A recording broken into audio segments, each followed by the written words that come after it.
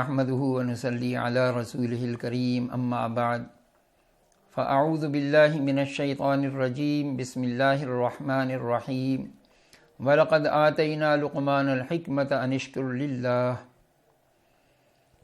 وقال النبي صلى الله عليه وسلم كل مولود يولد على الفطرة فأبواه يهودانه أو يمجسانه أو ينصرانه أو كما قال عليه الصلاة والسلام رب اشرح لي صدري ويسر لي أمري واحلل عقدة من لساني يفقهوا قولي۔ محترم خواتین و حضرات، آج انشاءاللہ ہم اولاد کے حقوق پر غور و فکر کریں گے اور دین کی تعلیمات سے فائدہ اٹھائیں گے۔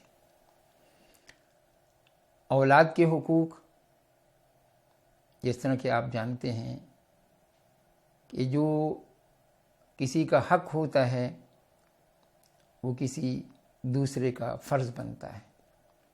یعنی اولاد کے حقوق کیا ہیں؟ ہم اس کو یوں بھی کہہ سکتے ہیں کہ ماں باپ کے فرائض کیا ہیں۔ ہم اگر سادہ انداز میں اس بات کو سمجھنے کی کوشش کریں کہ جب بچہ پیدا ہوتا ہے تو ماں باپ خوش ہو جاتے ہیں، اس کا نام رکھتے ہیں، خوشی خوشی اس کو پالتے ہیں، ایک انعام اور تحفہ سمجھ کر اس کو خوش آمدید کہتے ہیں، اس کی پرورش کرتے ہیں، اس کی تمام ضروریات کا بہت عمدہ طریقے سے خیال رکھتے ہیں، اس کو تعلیم دیتے ہیں، اس کو تربیت دیتے ہیں، اور یوں سمجھیں کہ 20 سے 25 سال وہ مسلسل خدمت کرتے ہیں، تب کہیں جا کر انسان کا بچہ انسان ہونے کے قابل ہوتا ہے، معاشرے کا ایک ذمہ دار فرد بنتا ہے۔ اور یہ مسلسل اور انتھک محنت ہے۔ اگر یہ ذمہ داری والدین کے علاوہ کسی اجرت والے کے حوالے کی جاتی تو وہ ایک دن میں تھک جاتا۔ لیکن عجیب بات یہ ہے کہ ماں باپ زندگی بھر اولاد کی خدمت میں اور خاص طور پر اس کی پیدائش سے لے کر اس کی جوانی تک اس کو پالنے میں، اس کو پوسنے میں، اس کے لیے اثار و قربانی کرنے میں، اس کی خیر خواہی میں، اس کی وفاداری میں کوئی کمی نہیں چھوڑتے ہیں، اور وہ کبھی بھی اس کو اپنی پر بوجھ نہیں سمجھتے ہیں بلکہ فخر محسوس کرتے ہیں۔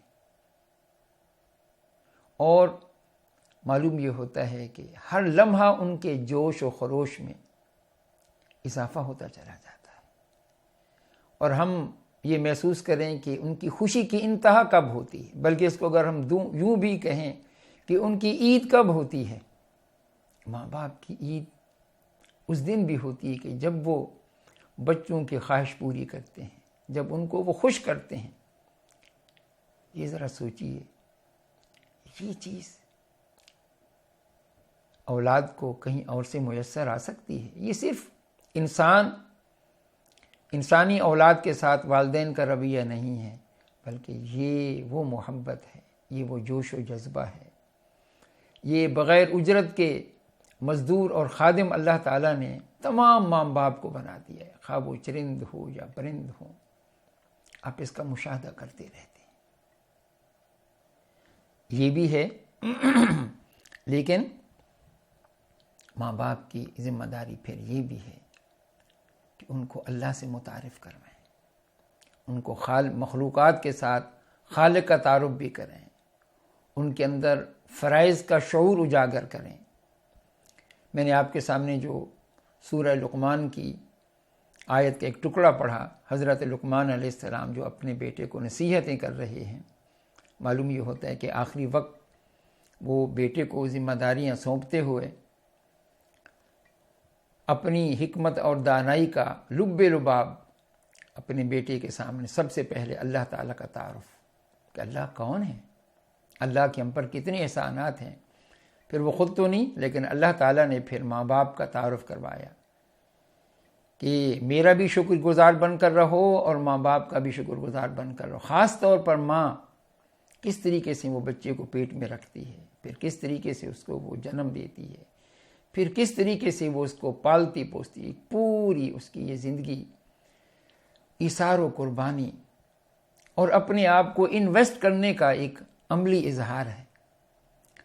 اور جیسے میں نے عرض کیا کہ یہ کبھی اس میں مونوٹنی سی نہیں آتی، بوریت کبھی نہیں آتی کہ بس اب میں تھک چکے ہوں۔ معلوم ہوتا ہے کہ خدمت کے ساتھ ساتھ ان کے عزائم میں، ان کے جوش میں، ان کے ولولے میں، ان کی خدمت میں ترقی ہوتی چلی جاتی ہے۔ تو اولاد کی خوش نصیبی کیا ہے کہ جب اولاد بڑی ہو جائے تو پھر اولاد ماں باپ کے اس احسان کو یاد رکھے، یہ اس بدلے کا عمدہ بدلہ چکانے کے لیے تیار رہے، ماں باپ کی آنکھوں کی ٹھنڈک بنے، ان کی تربیت کا پھل ان کی جھولی میں ڈالے۔ بلکہ مجھے ایک واقعہ یاد آ رہا ہے کہ ایک مقدمہ نبی اکرم صلی اللہ علیہ وسلم کے سامنے پیش ہوا۔ ایک نوجوان بیٹا اپنے بزرگ والد کا شکوہ لے کر آپ کی خدمت میں حاضر ہوا، تو آپ نے فرمایا کہ اپنے بزرگ والد کو بلا کر لے آؤ کہ جس نے اپنے بیٹے کی اجازت کے بغیر کچھ مال استعمال کیا۔ حضرت جبریل امین حاضر ہوئے اور سلام دیا اللہ کی طرف سے۔ فرمایا کہ اس بوڑھے سے یہ بھی پوچھ لینا کہ جب ان کا آپس میں یہ جھگڑا ہوا تو اس کے جذبات کیا تھے۔ والد آیا، آپ نے پوچھا کہ آپ کا بیٹا یہ کہتا ہے، تو آپ نے فرمایا کہ مجھے پہلے یہ بتاؤ کہ جب تمہارا جھگڑا ہوا کہ تمہارے احساسات کیا ہوئے، پھر اشعار کی زبان میں آپ نے کیا اس کا منظر کھینچا۔ تو اس نے کہا کہ اللہ کے پیارے پیغمبر، آپ سچے نبی ہیں، میں نے ابھی تک اپنے بیٹے کی بدنامی کی وجہ سے کسی کو بتایا نہیں ہے، ابھی تک میں زبان پر بھی نہیں لایا۔ پھر وہ اپنے احساسات کا یوں اظہار کرتا ہے کہ جب سے میرا بیٹا پیدا ہوا میں نے محنت و مزدوری سے اس کو اپنا پالا پوسا۔ جب میرا بیٹا کبھی بیمار ہوتا تھا، رات کو روتا تھا، تکلیف اسے ہوتی تھی لیکن بے چین میں ہوتا تھا، مجھے نیند نہیں آتی تھی۔ پھر جب یہ بیمار ہوتا تھا تو مجھے ڈر لگتا تھا کہیں میرا بیٹا اس بیماری کے اندر فوت نہ ہو جائے، تو میں کانپ اٹھتا تھا، میں دعائیں کرتا تھا اللہ میرے بیٹے کو لمبی عمر دینا۔ پھر میں جب لوگوں کے بچوں کو دیکھتا، اس کے ہم عمر کو کہ جوان ہو رہے ہیں، بڑے ہو رہے ہیں، تو میرے اندر بھی ایک ایسی ہوک سی اٹھتی کہ میرا بیٹا کب جوان ہوگا، میرا بیٹا کب بڑا ہوگا۔ اب یہ میرا بیٹا بڑا ہو گیا ہے، اس نے شادی کر لی ہے، اس کی بیوی بچے ہیں، لیکن آج اس کے لیے میرا وجود میری طرح نہیں ہے کہ میرے لیے اس کا وجود نعمت اور اس کے لیے میرا وجود ایک بوجھ ہے۔ یہ اعتراض کرتا ہے، بیوی بچوں پر خرچ کرتا ہے تو خوش ہوتا ہے۔ فرمایا کہ اگر جو کچھ اس کے ساتھ میں نے زندگی بھر کیا ہے، اگر کوئی ایک دو دفعہ بھی میں کسی کے ساتھ کوئی نیکی کرتا، کسی انسان عام آدمی کے ساتھ احسان کرتا، اس کو مالی فائدہ پہنچاتا، تو وہ میرے احسان کو وہ کبھی نہ بھولتا۔ اس بڑھاپے کے اندر وہ میرا دست و بازو بنتا۔ جب آپ صلی اللہ علیہ وسلم نے یہ باتیں سنی تو آپ جذباتی ہو گئے، آپ نے اس کا گریبان پکڑا اور اس کو فرمایا کہ انت و مالک لابیک، تو بھی اور تیرا مال بھی، یہ سب تیرے باپ کی ملکیت ہے، وہ جس طرح چاہے اس کو خرچ کرے۔ آج ہم یہ دیکھتے ہیں کہ والدین بھی اپنی محدود سوچ کی وجہ سے صرف اس کو دنیا داری کے لیے ایک ارننگ فیکٹر کے طور پر تو تیار کرتے ہیں، لیکن اس کو ایک با اخلاق، ایک مثالی انسان، اللہ کا بندہ، آخرت کو یاد رکھنے والا اور اللہ کی مخلوق سے دعائیں لینے والا بنانے کی بجائے ایک یک طرفہ انسان بناتے ہیں، جس کے بعد یہ ہوتا ہے یہی بیٹے، یہی اولاد سب سے پہلے اپنے ماں باپ کا دل دکھاتی ہے، ان کی آنکھیں ٹھنڈی کرنے کی بجائے ان کے لیے تکالیف کا باعث بنتے ہیں۔ آج کے اس بگاڑ کے دور کے اندر یہ مشاہدات اور یہ تاثرات ہمیں دعوت دیتے ہیں کہ ہم اپنی سوچ کو بدلیں۔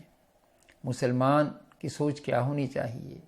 ہمیں اللہ کے پیارے پیغمبر کی تعلیمات کیا رہنمائی دیتی ہیں؟ قرآن ہمیں کیا رہنمائی دیتا ہے؟ اگر آج ہم جاگ جائیں، ہم اپنے اس فساد اور بگاڑ کی اصلاح کے لیے آمادہ ہو جائیں۔ اللہ کی ایک سنت یہ ہے، ویئر دیر از اے ول دیر از اے وے۔ جہاں پر آدمی کا یہ عزم اور ارادہ جاگ جائے، اللہ تعالیٰ کی رحمتیں بندے کے شامل حال ہوتی ہیں۔ لیکن معلوم ہوتا ہے کہ آج ہمارا یہ مسئلہ نہیں ہے۔ ہمیں اپنی اولاد کو کسی کے حوالے کر دیا ہے۔ ہم کمانے اور کھلانے کی حد تک تو والدین ہیں، لیکن اپنی اخلاقی ذمہ داریاں پورے کرنے کے معاملے میں ہم اپنی ذمہ داریوں کو فراموش کر چکے ہیں۔ اللہ ہم پر رحم فرمائے۔ وما توفیق الا باللہ۔